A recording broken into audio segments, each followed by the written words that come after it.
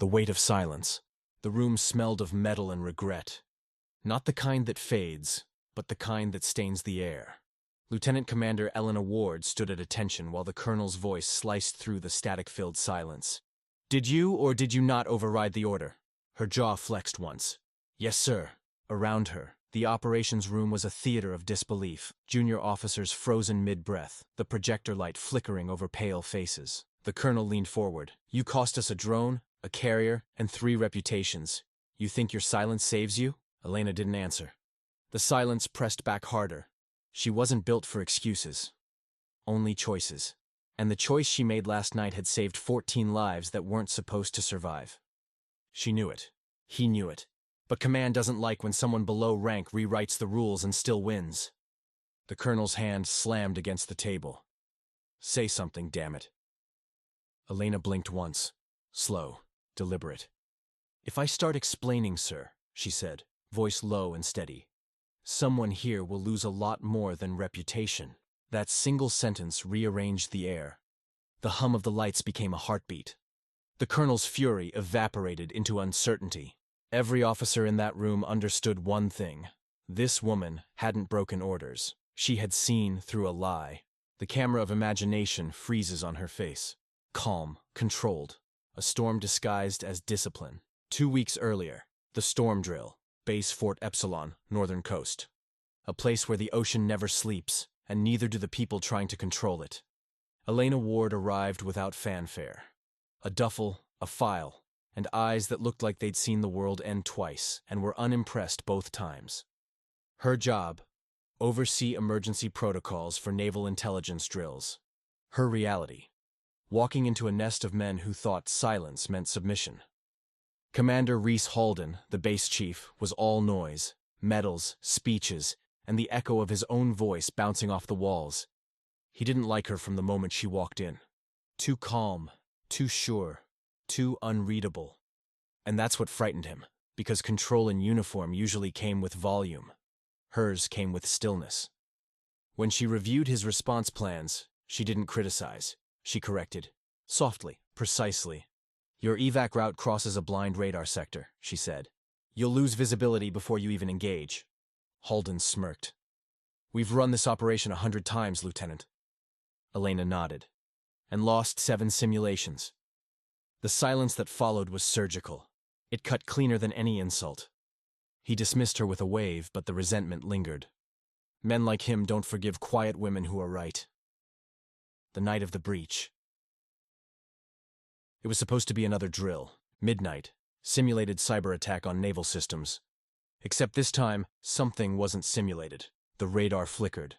Not training interference, but live code injection. Real enemy signatures lighting up the edge of their surveillance perimeter. Halden was in command. He froze. The entire room watched him fumble with comms, voice cracking through static. Elena moved to the secondary console, rerouted power manually. "Lieutenant, stand down!" he shouted. She didn't, because the data didn't lie. Someone inside their own system was feeding false coordinates. She keyed in an override code she shouldn't have known. A buried clearance from an operation that didn't exist anymore.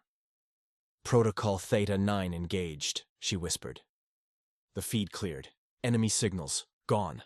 But the carrier's automated defenses had already launched. She made the call. A manual disconnect. Saved the lives of 14 crewmen on a ship about to be targeted by its own system. But to everyone else, it looked like insubordination. A glitch caused by a woman who didn't follow orders. The interrogation.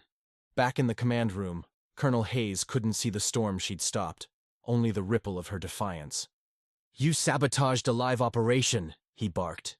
Elena stood still, her breathing steady, her eyes forward. "You're confusing sabotage with correction, sir." He slammed his hand down again. "You think you're untouchable." Her gaze met his.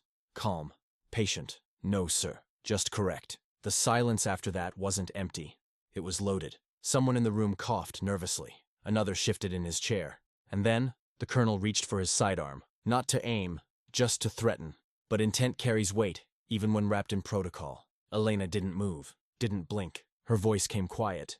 "If you're going to draw, sir, do it clean." It wasn't defiance. It was invitation. The kind that strips away illusion. He froze.